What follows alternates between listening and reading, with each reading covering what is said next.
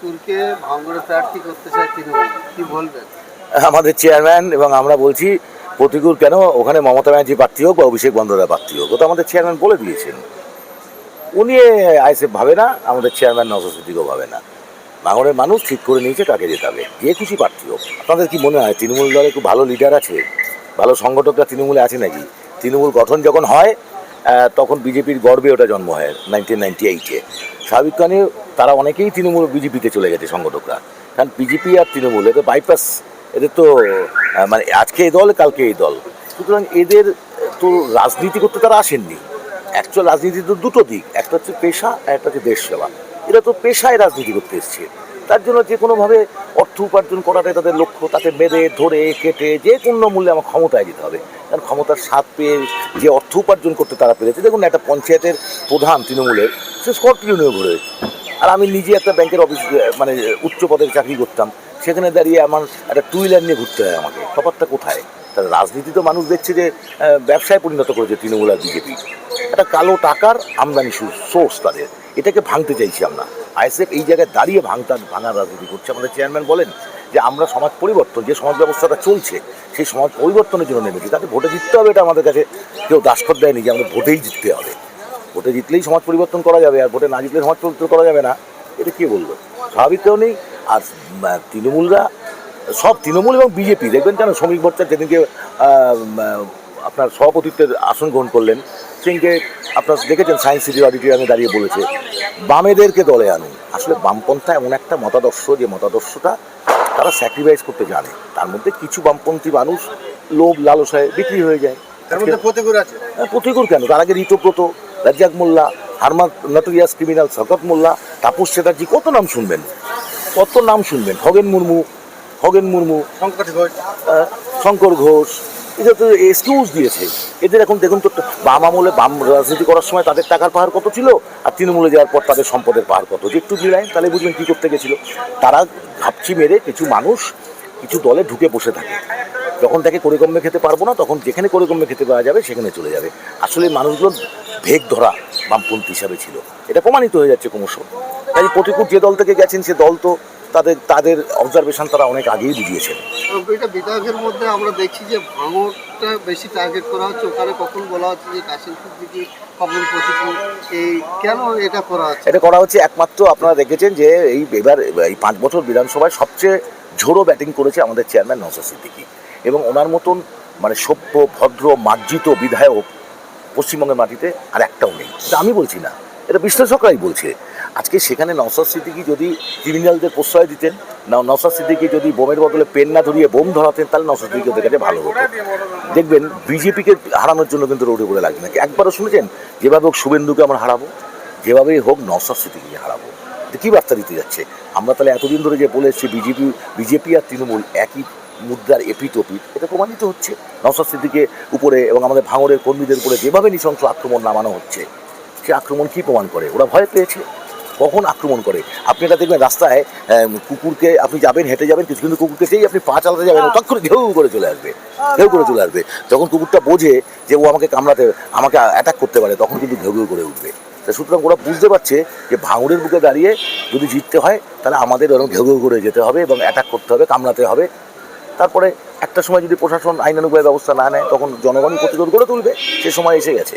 রাজনৈতিক বিশেষজ্ঞ বিশ্বনাথ চক্রবর্তী তিনি বলছেন যে নওশাদকে আমি 294টা বিধানসভার মধ্যে সব থেকে সৎ, নম্র, ভদ্র এবং সব থেকে বেশি। শুধু বিশ্বনাথটা বলছে না, এটা তৃণমূলের এমএলএরাও বলছে, বিজেপির এমএলএরাও বলছে, ভালো করে কান পাতুন না, সবাই বলছে যে বেস্ট অফ দ্য এমএলএ হচ্ছে 294, সেটা হচ্ছে নওশাদ সিদ্দিকী, এবং সাধারণ মানুষও বলছে।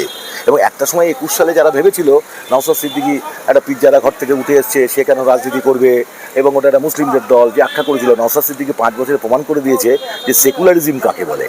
এটা কিন্তু দেখিয়ে দিয়েছে যে আইএসএফ আসলে যে বেসিক্যালি সেকুলার, বরঞ্চ তৃণমূল যারা মানে বলে তারাই তো বরঞ্চ ধর্মীয় নিয়ে তাস খেলছে। আগাগোড়া তৃণমূল ধর্ম নিয়ে রাজনীতি করে যাচ্ছে। তাহলে যদি ধর্ম নিয়ে রাজনীতি সবচেয়ে বড় দুর্নীতি, এই কাজটা কিন্তু সবচেয়ে বেশি করছে তৃণমূল। বিজেপি তো ওপেনলি তারা ধর্মের রাজনীতি করে, তৃণমূল কি তার থেকে বাইরে? আইএসএফের বলুন তো 5 বছরের জন্মলগ্ন থেকে 5 বছর আইএসএফ একটাও ধর্ম নিয়ে কোনো কথা বলেছে? এমন চেয়ারম্যান বলেছে।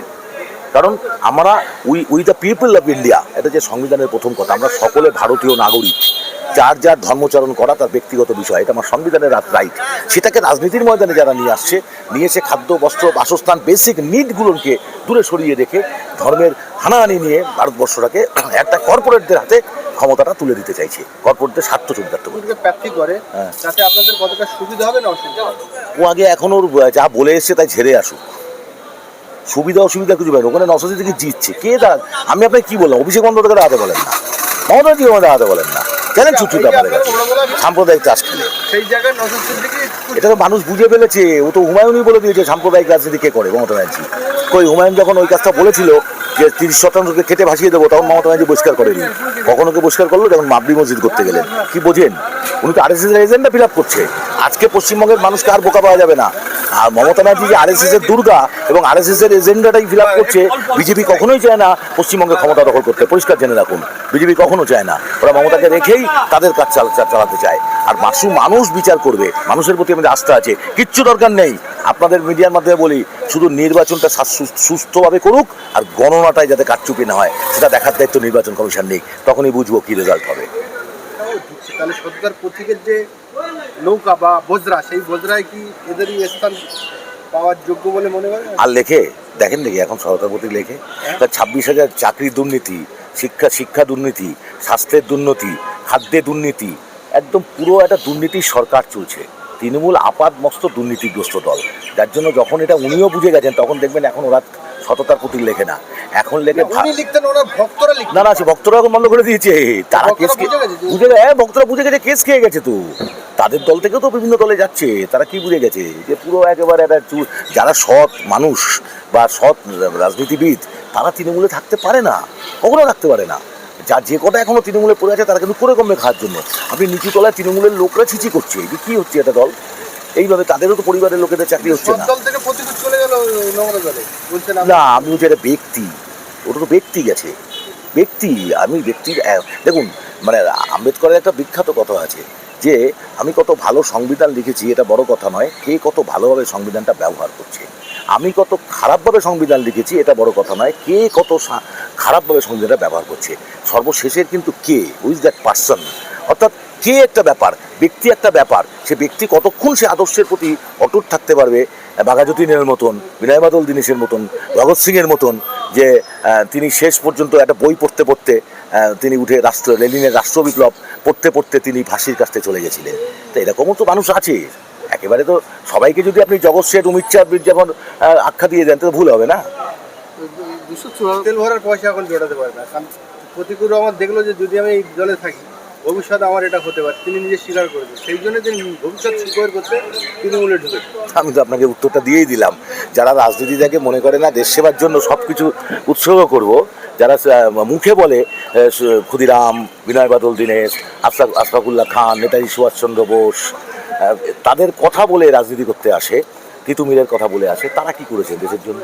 তাহলে এরা আসলে কিছু দিন দেখুন, আমি একটা বিখ্যাত দার্শনিকের কথা বলি যে মাও সেতুং একটা সময় বলতেন, চীনের চেয়ারম্যান, যিনি চীন বিপ্লবের নেতা ছিলেন, তিনি বলেছিলেন যে একদিন দুদিন মানুষের কাজ করা যায়, সারা জীবন মানুষের জন্য জীবনকে উৎসর্গ করা সবাই পারে না। যেদিন তারা যেটা পারবে তাদের সার্থক জনম তাদের। আমরা বিশ্বাস করি সেটাই। আমরাও রাজনীতির ময়দানে আমাদের অনেক বয়স হলো, অনেক লোক প্রলোভন কিন্তু আমাদের কাছে আসেনি, আমাদের চেয়ারম্যানের কাছে আসেনি, 42 দিন জেল খাটানো হয়েছে। কই মাজা সোজা রেখেছেন তো নওশাদ সিদ্দিকী এখনো। সুতরাং আমাদের ইন্ডিয়ান সেকুলার ফ্রন্ট বা বামপন্থীরা প্রচুর মানুষ আছে যে তাদেরকে দৃষ্টান্ত হিসেবে দেখতে হয়। বিমান বোস, সদ্য বিমান বোস, তাকে কে শ্রদ্ধা করেন না? তার স্যাক্রিফাইস, যারা ত্যাগের একটা পর্যন্ত ত্যাগ পরে গিয়ে লোভের লালসায় আকৃষ্ট হয়, মানুষ তাদের মনে রাখে না।